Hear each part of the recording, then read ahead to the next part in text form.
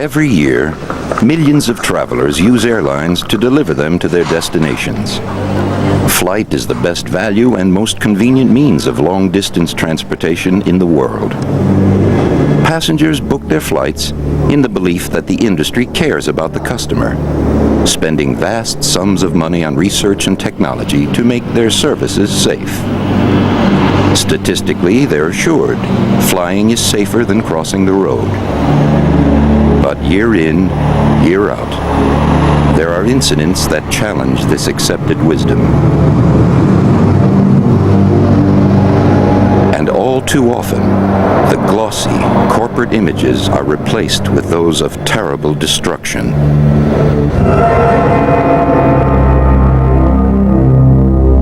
Safety standards throughout the world differ greatly. For flights in or out of the U.S., the FAA expects airlines to meet minimum safety requirements. But some don't. And once you're away from the FAA's jurisdiction, all bets are off. You may be flying on planes that have been banned from American skies. And in most cases, no one, not the airline, charter company, travel agency, or tour company, is obligated to inform you.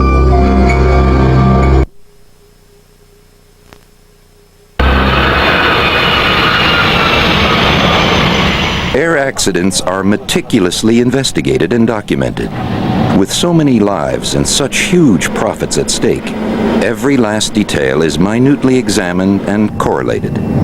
In most disasters, there's a chain of factors that combine to cause the tragedy. But the most common factor is air crew error.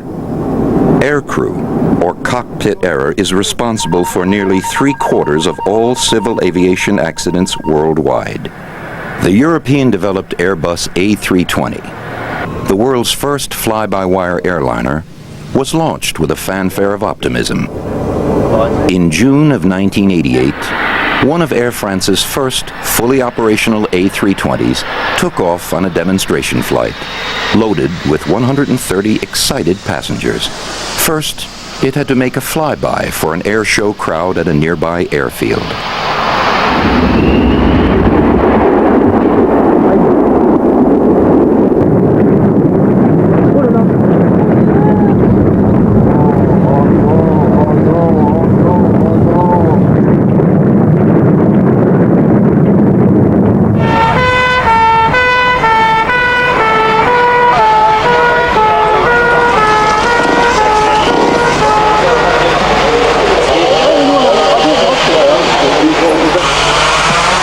Initially, the onboard computer systems were blamed for the disaster, which claimed 3 lives. But investigators found nothing wrong with the plane, and a commission of inquiry accused the pilot of cowboy-like behavior for pushing the plane beyond its limits. The pilot had failed to judge his height correctly, and despite frantically applying full throttle, the aircraft couldn't regain altitude. A French court convicted the pilot of manslaughter. The pilot of this chipmunk stunt plane misjudged the arc of his dive during a display in New Zealand.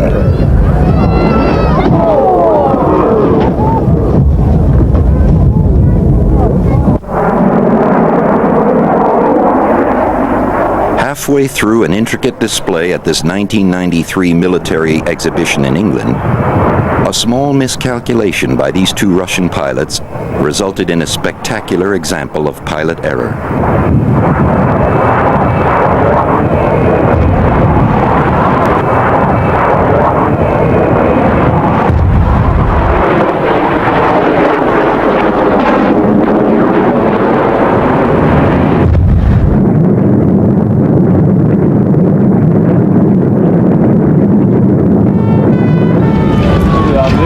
Pilots had 15 seconds to eject safely and avoid certain death. I got it.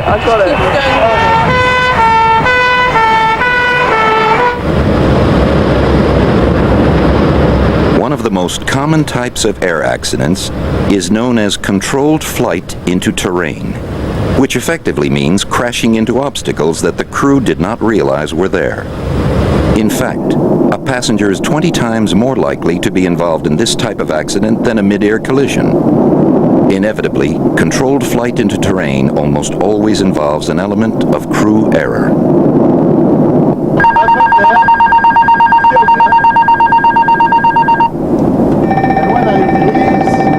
To help reduce the incidence of aircrew error, most modern airliners are equipped with flight management systems, which navigate the aircraft between strategically positioned beacons along the flight path.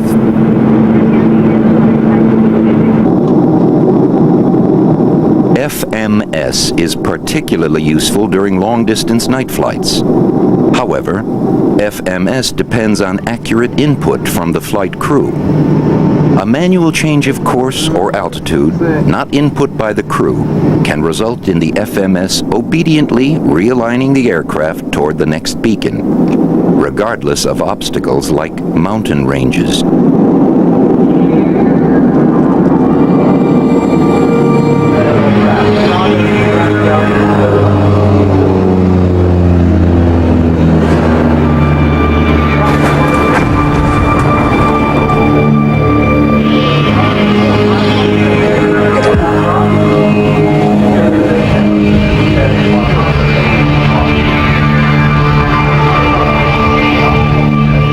Snow, ice, and fog conspired to cause this airliner to skid off the end of the runway.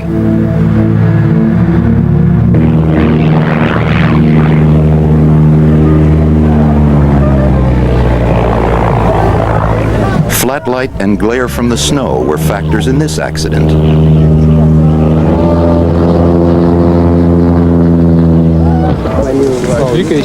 Weather is frequently listed as a cause of accidents, in that the weather was bad at the time, and the accident probably wouldn't have happened had the weather been good. Loss of control of an aircraft due to mechanical failure like this jammed rear helicopter rotor is one of the greatest tests a pilot can face.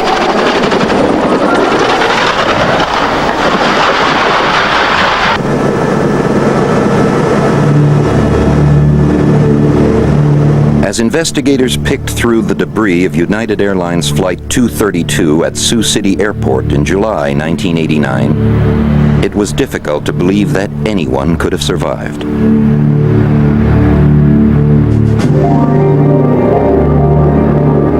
The DC-10 had suffered total hydraulic failure, which meant that the pilot had no control of the systems that slow and guide the plane.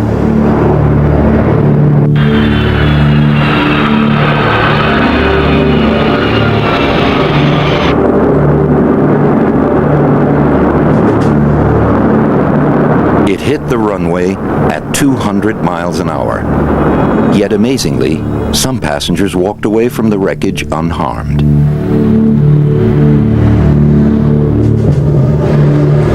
"184 of the 296 people on board survived, a miracle credited largely to the skill of the pilot, Captain Al Haynes.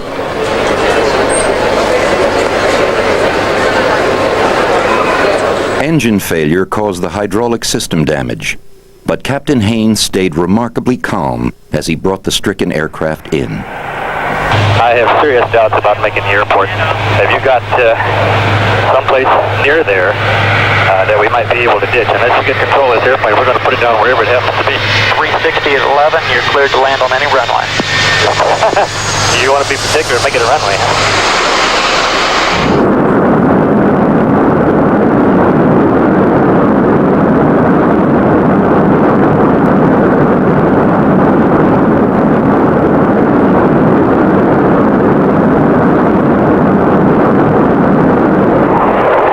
This Swedish fighter, losing control over Stockholm, was designed to be Europe's premier strike aircraft.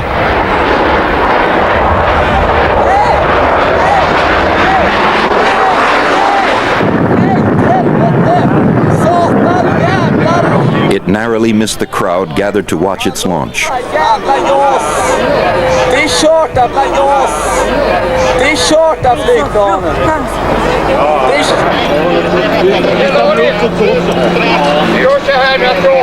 As the test pilot, Lars Radestrom, ejected, the high-tech aircraft turned into nothing more than an expensive bomb.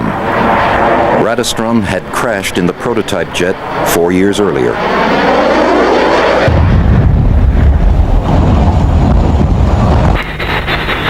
Engine failure, as in this Turkish Airbus, which plunged 20,000 feet over central Paris, is a common accident cause.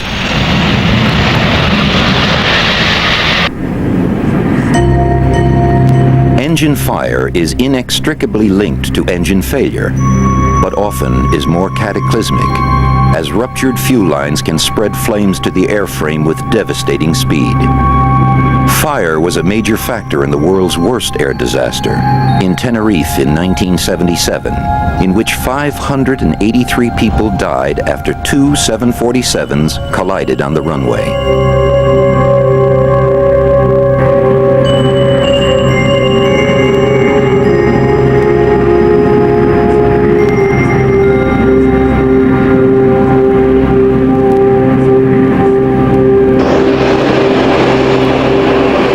Passengers watched in horror as the engine of this Boeing 747 caught fire during takeoff.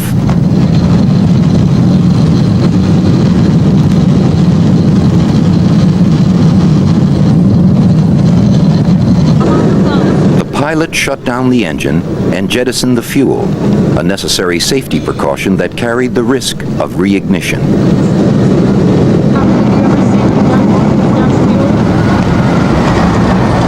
On landing, the passengers' gratitude was self-evident.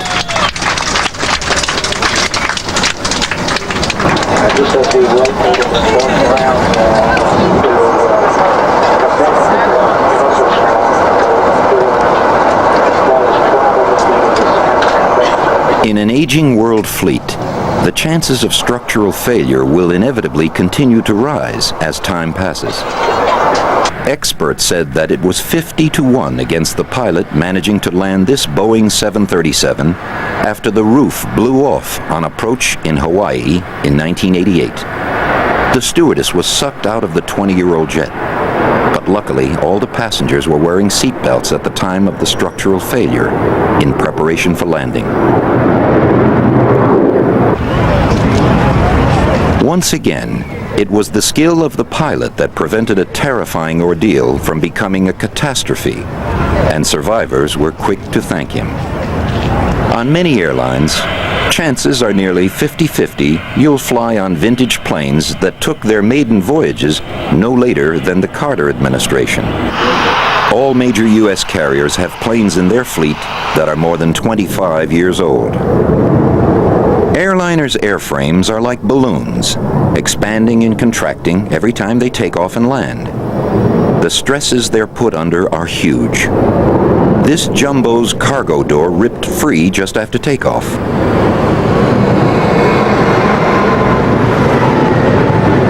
Investigators discovered an 8-inch hole in the roof of this TriStar.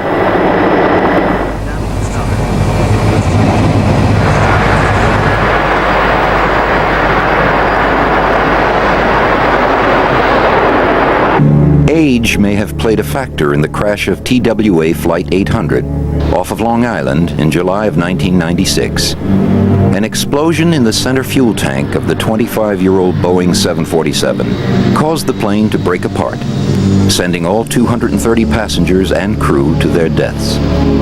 Although the exact cause of the explosion may never be known, investigators suspect that an electrical problem ignited fuel and air fumes in the center fuel tank. At first, the investigation focused on the possibility that a bomb or a missile caused the 25-year-old jumbo jet to explode in midair. But those possibilities have been ruled out. One NTSB official suggested that damaged wires and corrosion of a fuel probe could have caused the fuel tank to explode, but also admitted that many of the other potential ignition sources may also be age-related.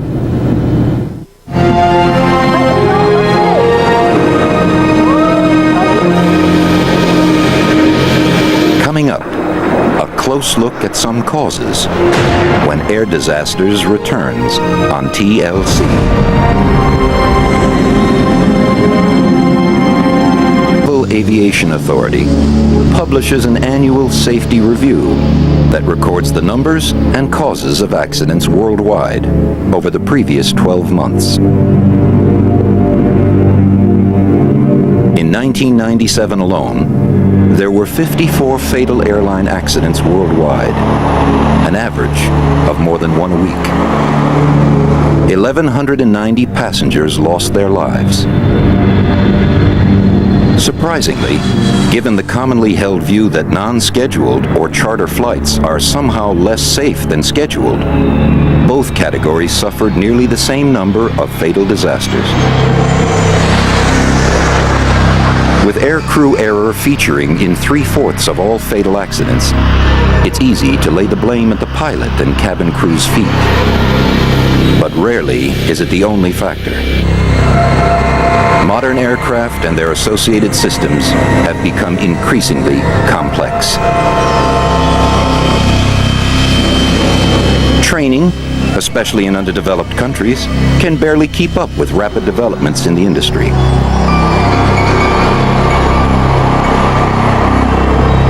Other common causes for accidents include runway incursions, which are usually caused by airport vehicles interfering with aircraft as they land or take off. Even without that interference, half of all accidents occur during approach and landing.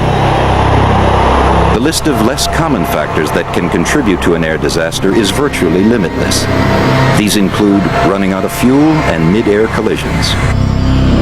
Ground crews can contribute to a disaster through operations errors. In one instance, a plane was filled with the wrong type of fuel. Hangar mistakes are often not listed as causes until late in investigations, so any resultant accidents could be recorded as aircrew error. Also, low-budget airlines with poorer standards may allow crews to fly with safety defects that others would ground aircraft for. Subcontracting of labor is a common money-saving strategy used by airlines and was a factor in the crash of ValueJet Flight 592 in May of 1996. The DC-9 crashed, nose first, at more than 500 miles per hour into the swampy Everglades, killing all 110 people on board. The NTSB concluded that the crash was caused by a fire in the cargo hold, fueled by oxygen-generating canisters, which had been improperly handled and labeled by the low-cost airline's maintenance contractor. System failure figures highly in the list of key accident causes. The pilot of this Boeing 737 knew that he had to bring the plane in with one set of wheels folded uselessly beneath him.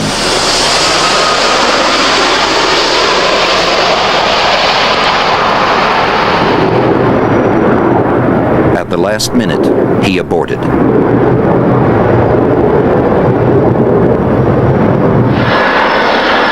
Four attempts later, bringing the plane in within feet of the perimeter fence, he finally touched down.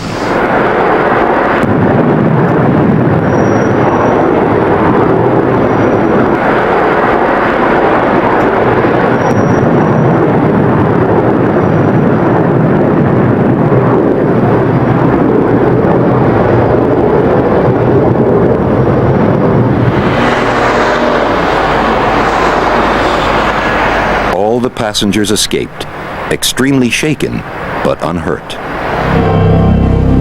Even hijacking is listed among the causes of airline crashes. November 1996.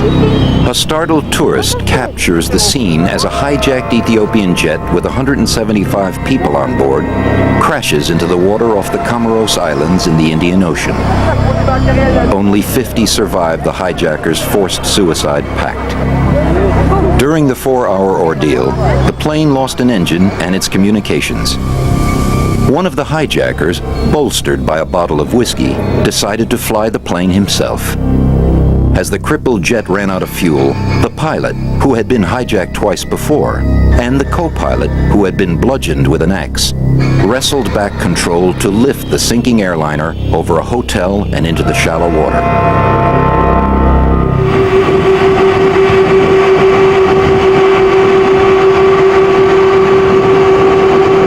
The difference in safety standards between the best and the worst regions of the world is common knowledge in the air industry.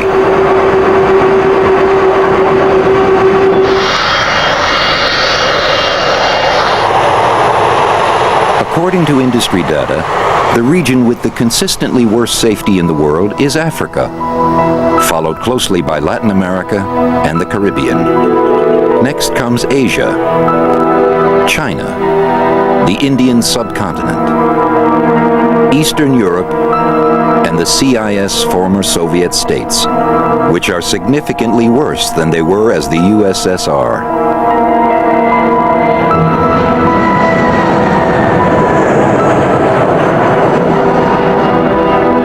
The safest regions are Western Europe, North America, the Middle East, and Australasia, which boasts one of the safest airlines in the world, Qantas, which has never had an accident. The disparity between the least and the most safe is massive. You are 16 times more likely to die on a domestic African flight than on an American one. Latin America is only half as bad as Africa, but nearly twice as dangerous as Southeast Asia. In fact, third world nations operate only 12% of the world's fleet, but record an accident rate that is 10 times that of developed countries. The FAA provides some help with a program that ranks foreign governments' oversight of their airlines, but only if they fly into the U.S. Alarmingly, initial assessments revealed 2/3 of the countries did not meet international safety standards. But the FAA program covers barely half of the nearly 200 countries that conduct international flights.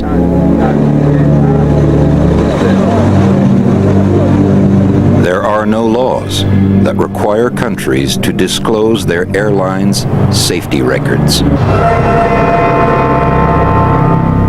Eject, eject! Coming up, a look at the military when Air Disasters returns on TLC.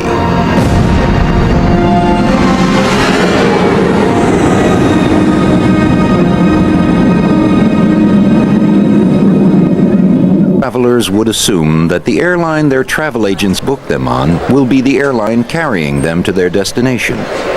But this is not always the case. Increasingly, package tour operators and airlines around the world are wet leasing foreign registered aircraft to supplement their fleets during peak flying times. In most cases, they are not obliged to tell tourists where these aircraft are from. Empty life vests and debris were all that was left after a jet carrying 189 people from the Caribbean to Germany crashed into shark-infested waters off the Dominican Republic in 1996.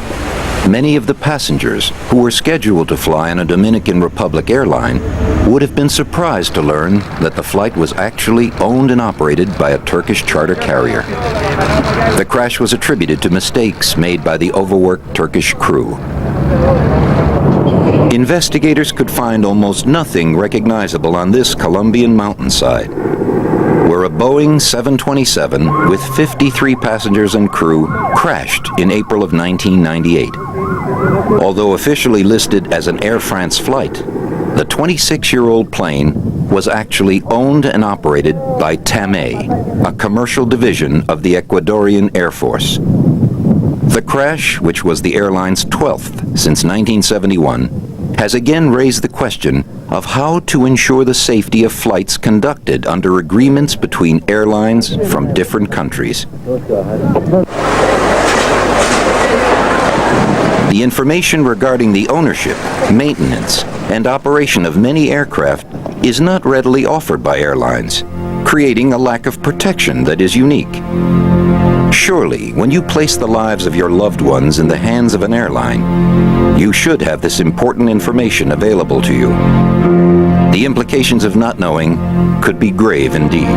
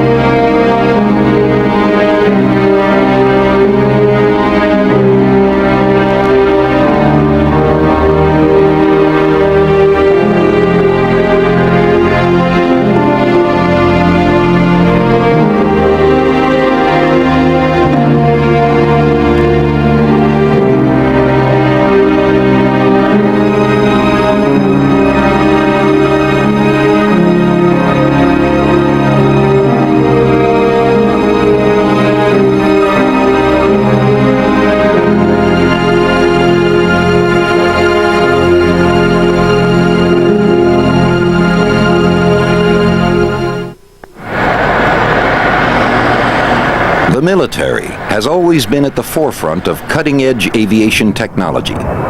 Western experts said that this Russian Sukhoi performed maneuvers that were aerodynamically impossible.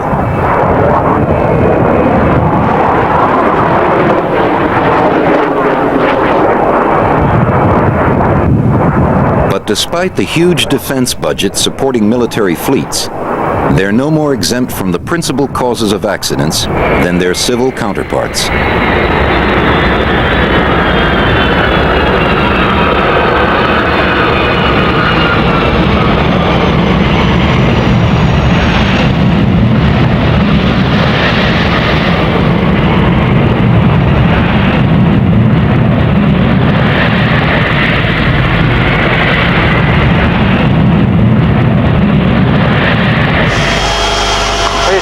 Down goes forward. There goes. Yep. Andy's got it. He's got the table and he's just going off the runway now. Now the undercarriage has collapsed. Yeah. They're still inside. Bloody hell, I'd have been out and running by now. Canopy's open. Yeah. Okay, now. We're just orbit. Wave off power. Raise your gear. Raise your gear. Power. Eject, eject! Who's playing guard?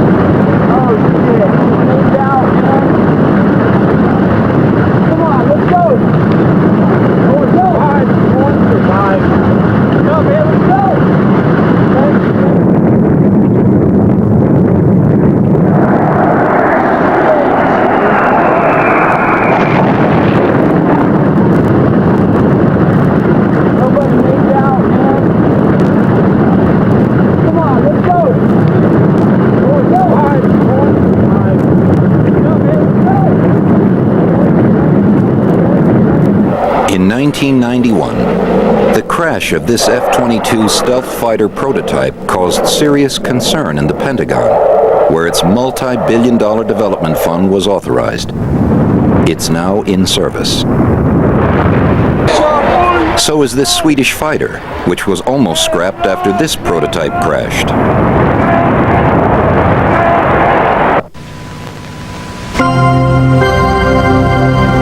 With such a high price in human and material terms, it's no wonder that the military place great stock in exhaustive research and testing, a practice both envied and utilized by the civilian industry.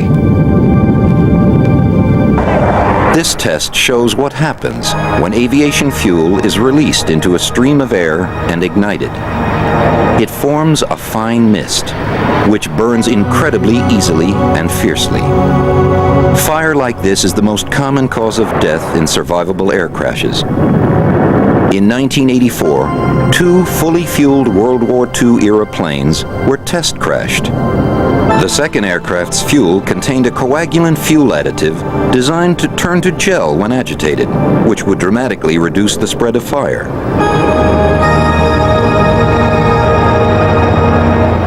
This persuaded authorities to conduct a full-scale test by crashing a remote-controlled Boeing 720 whose fuel tanks contained the new fuel additive. The test would cost $11 million.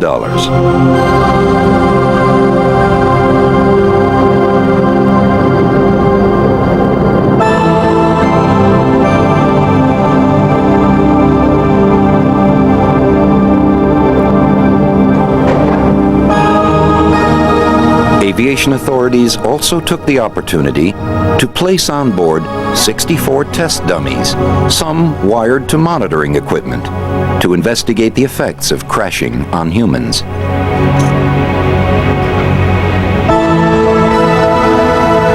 The test would dictate whether the industry would commit itself to spending billions worldwide making the additive mandatory. Such a commitment required conclusive test results. So it was with great expectations that the Boeing took off from Edwards Air Force Base in California.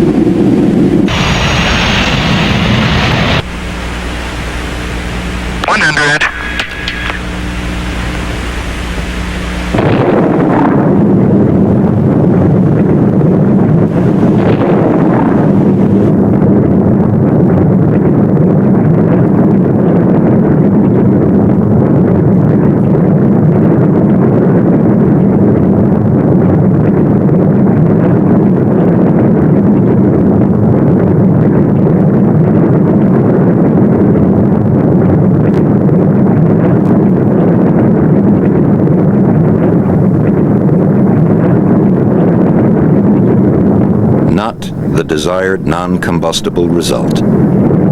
Everything, including the test dummies, was incinerated.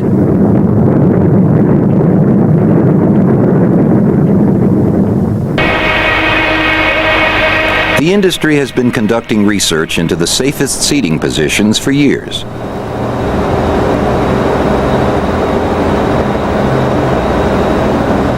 The head and lower legs hitting the seat in front cause most injuries. As a result, the recommended brace position was changed.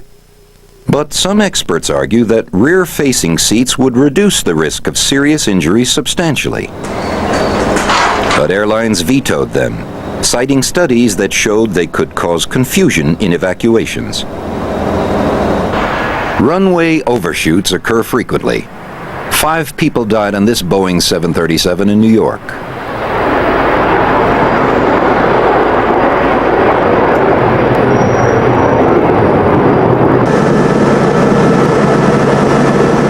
All airports are required to have a 1,000-yard skirt to accommodate them, but that is often not enough.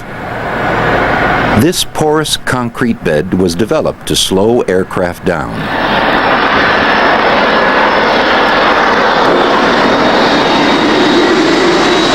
But it would cost billions to install in every airport.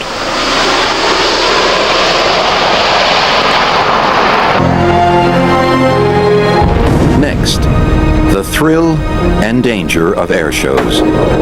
When Air Disasters returns on TLC.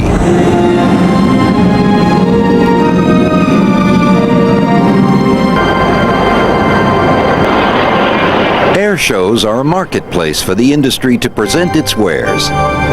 They also attract the public by the thousands. Everyone enjoys the thrills as pilots push aircraft to their aerodynamic limits. Organizers of such events have tried to ensure public safety while accommodating the industry demands of this highly competitive arena. But with increasingly intricate aerial displays, accidents do occur.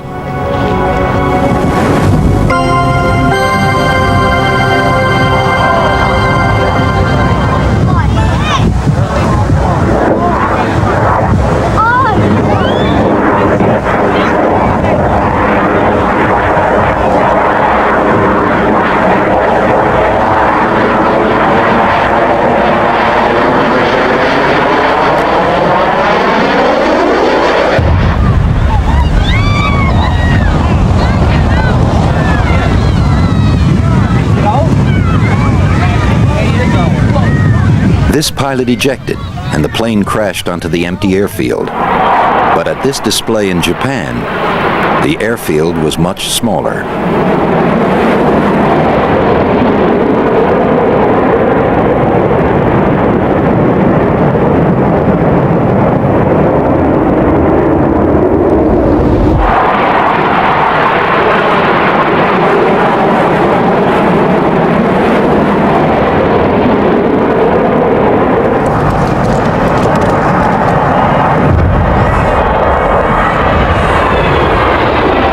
The jet struck a house, killing 11 people.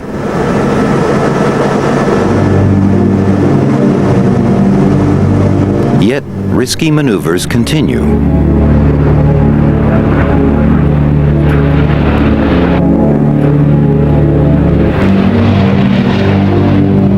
Five years later, at a display in Germany, 3 jets from an Italian stunt team collided in midair over a crowd of 300,000 stunned onlookers.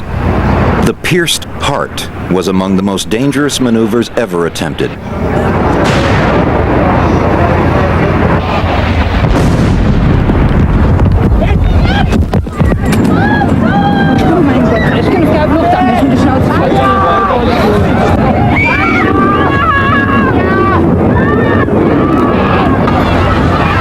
Result, a deadly fireball careens through the panicked spectators, killing 70 and injuring more than 100 others.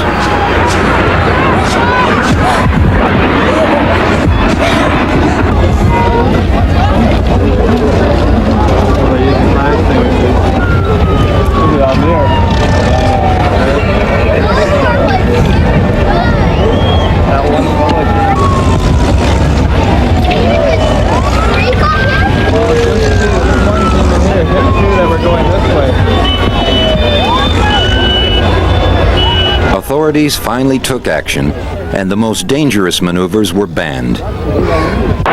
A year later, at the Paris Air Show, a MiG-29A Fulcrum fighter, performing a routine, lost engine power and slid into a dive.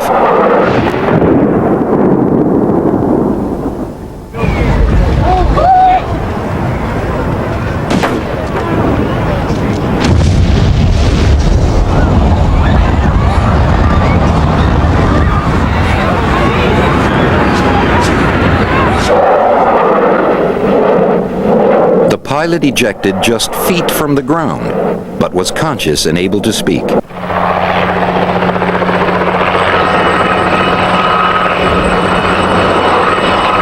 Year after year, accidents occur with a chilling similarity.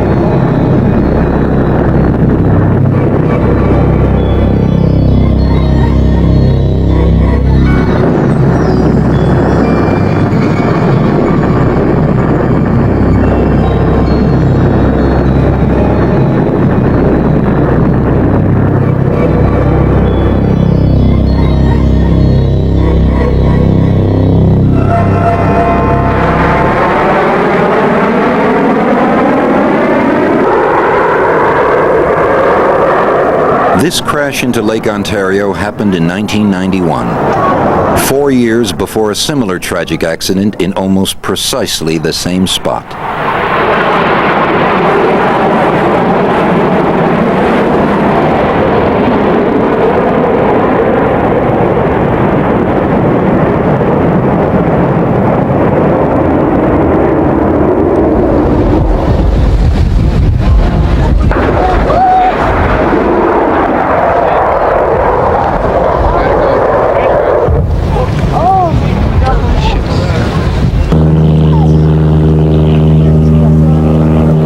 At this air show in England, a sad but familiar scenario unfolded. Providing very high fuel economy here.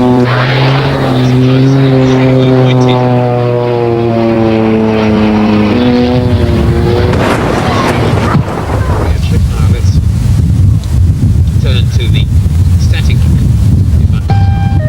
Now moving around. The show's emergency services were criticized for taking 6 minutes to cross the runway and attend to the accident.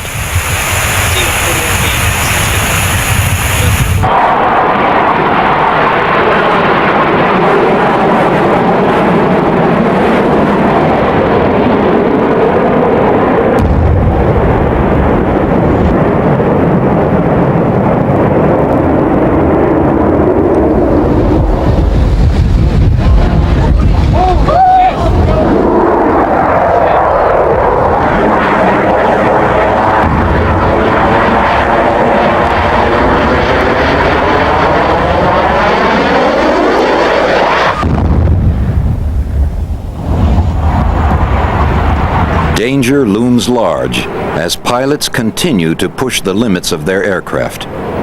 When we return, some revealing statistics.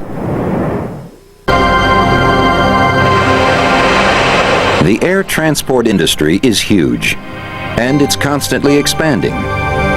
In the last 10 years, the world commercial fleet has grown by nearly 50%. Over 9,000 new aircraft have taken to the skies, and departures have increased at such a staggering rate that the 28,000 aircraft in the world fleet now make over 15 million flights a year, with an average of 150 passengers a flight. Payloads are measured in billions of tons. But by the industry's own admission, if safety does not improve, accidents will continue to increase in direct proportion to this expansion. Growing industry, growing risk.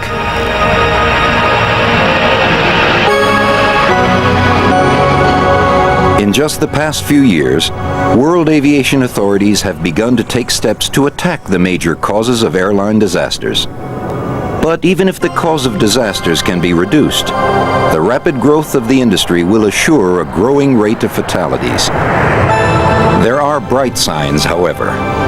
For the first time in history, the International Civil Aviation Authority will begin to audit countries for deficiencies in their aviation systems.